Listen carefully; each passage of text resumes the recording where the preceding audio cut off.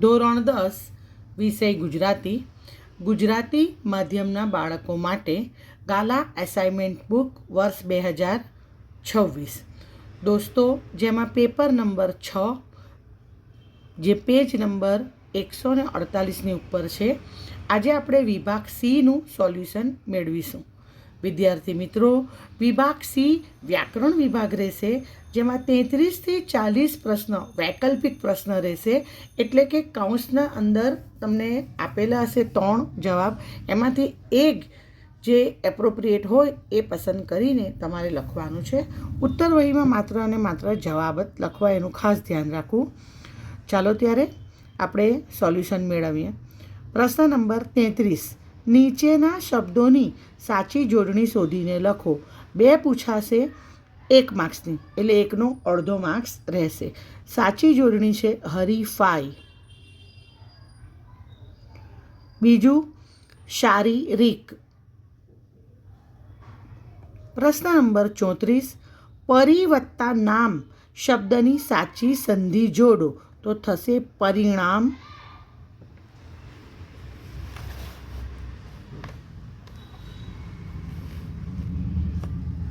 પ્રશ્ન નંબર 35. ઉપરવાસ શબ્દનો સમાસ ઓળખાવો, તો થશે અવ્યયી ભાવ સમાસ. પ્રશ્ન નંબર 36. નીચે આપેલ બંને શબ્દોના જોડણી ભેદે થતો અર્થભેદ જણાવો. જુઓ દોસ્તો, અહીંયા જરાક ટ્વિસ્ટ કરીને પૂછ્યું છે. ચીર. ચીર એટલે વસ્ત્ર થાય, પણ અહીં વસ્ત્ર આપણને ઓપ્શનમાં આપ્યું જ નથી, તો અહીં ચીરનો ઓપ્શન થશે ફાડ. જવાબ આવશે ફાડ. અને આ ચીર છે, આ ચીરનું મતલબ થશે લાંબા સમય સુધી ચાલનારો અથવા શાશ્વત, એટલે અહીં જવાબ આવશે લાંબા સમયનું. ક્લિયર? અહીં વસ્ત્ર નહીં આવશે.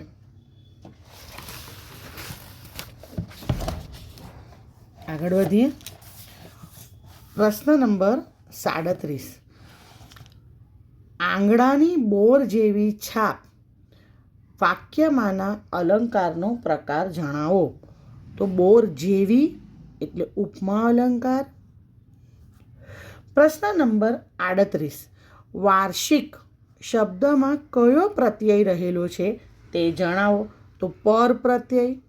વર્ષ એની પાછળ ઈક લાગેલું છે. પ્રશ્ન નંબર 39.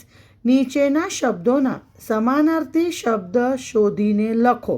એક માર્ક્સનું છે, એટલે અડધો માર્ક્સ, 1નો અડધો માર્ક્સ રહેશે. અહીંયા છે શિર. શિર એટલે માથું, મસ્તક, શીશ. અને બીજું છે કારગત એટલે સફળ. પ્રશ્ન નંબર 40. સફરજન સંજ્ઞાનો આપેલા વિકલ્પોમાંથી સાચો પ્રકાર શોધીને લખો. તો 40 નંબર પર થશે જાતિવાચક. સમજ પડે છે? અહીં કાઉન્સમાં ઓપ્શન આપેલા છે. હવે 41થી ઓપ્શન નહીં આપેલા હોય. તો પ્રશ્ન નંબર 41. નીચેના રૂઢિપ્રયોગનો અર્થ જણાવો. જીવ ઊંચો થઈ જવો, એટલે કે ઉચાટ કે ચિંતા થવી. ઉચાટ કે ચિંતા થવી. પ્રશ્ન નંબર 42. નીચે આપેલ કહેવતનો અર્થ લખો. પારકી માચ કાન વીંધ, એટલે જેની સાથે લોહીનો સંબંધ ન હોય તેવી વ્યક્તિ જ કષ્ટદાયક કેળવણી આપી શકે. તો લખવાનું, આ જવાબ લાંબો છે. જેની સાથે લોહીનો સંબંધ ન હોય તેવી વ્યક્તિ જ કષ્ટદાયક કેળવણી આપી શકે. પ્રશ્ન નંબર 43. નીચેના શબ્દ સમૂહ માટે એક શબ્દ લખો. જેને કોઈ રોગ નથી તે. તો જવાબ આવશે નિરોગી. બરાબર છે? એટલે 43નો જવાબ આવશે નિરોગી. પ્રશ્ન નંબર 44. નીચેના શબ્દનો વિરોધી શબ્દ લખો. સ્થૂળ તો થશે સૂક્ષ્મ. આગળ વધીએ પ્રશ્ન નંબર 45 પર. નીચેના વાક્યને કર્મણી વાક્યમાં ફેરવો. પોલીસે ચોરને પકડ્યો. તો પોલીસથી ચોરને પકડાયો. પ્રશ્ન નંબર 46. નીચેના તળપદા શબ્દનું શિષ્ટ રૂપ લખો. હેર એટલે શહેર. પ્રશ્ન નંબર 47. નીચેના વાક્યમાંથી વિશેષણ શોધી તેનો પ્રકાર જણાવો. વિશેષણ શોધવાનો અડધો માર્ક્સ અને એનો પ્રકાર લખવાનો અડધો માર્ક્સ. શીલવંત સાધુને વારે વારે નમીએ. શીલવંત ગુણવાચક વિશેષણ થાય. ચારિત્રવાન ગુણ થયું. પ્રશ્ન નંબર 48. નીચેના વાક્યમાંથી ક્રિયા વિશેષણ શોધી તેનો પ્રકાર જણાવો.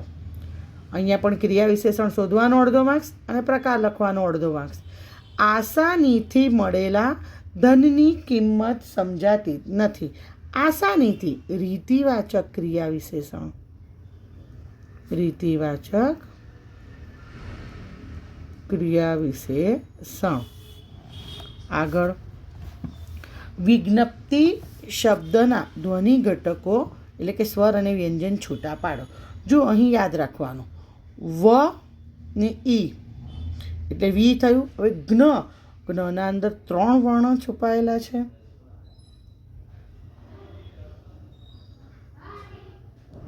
અને પ ત ઈ વિજ્ઞપ્તિ. પ્રશ્ન નંબર 50. નીચેના વાક્યનું પ્રેરક વાક્યમાં રૂપાંતર કરો. મેં એને બાળકથાઓના પુસ્તકો ભેટ આપેલા. તો મેં એને બાળકથાઓના પુસ્તકો ભેટ અપાવેલા. ભેટ અપાવેલા. પ્રશ્ન નંબર 51. નીચેની પંક્તિમાં રહેલો છંદ ઓળખાવો. આગે ખેતર જોઉં 2 કર કરી ઊંચા મને વારતી. આ શાર્દુલ વિક્રીડિત છંદનું ઉદાહરણ છે.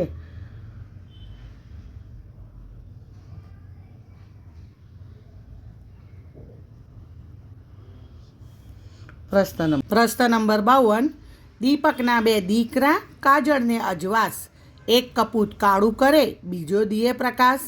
છંદનું ગણ બંધારણ જણાવો. તો આ દોહરો છંદનું ઉદાહરણ છે, જેમાં પહેલા અને ત્રીજા ચરણમાં 13 માત્રા, બીજા અને ચોથા ચરણમાં 11 માત્રા. ચરણ કુલ 4 હોય છે અને એના તાલ પહેલી, 5મી અને 9મી માત્રાએ. છેલ્લા 2 અક્ષર લઘુ અને ગુરુ. ઓકે, આશા રાખું છું કે મારા દ્વારા અપાયેલી આ સમજૂતી તમને ગમી હશે. All the best for exam. By.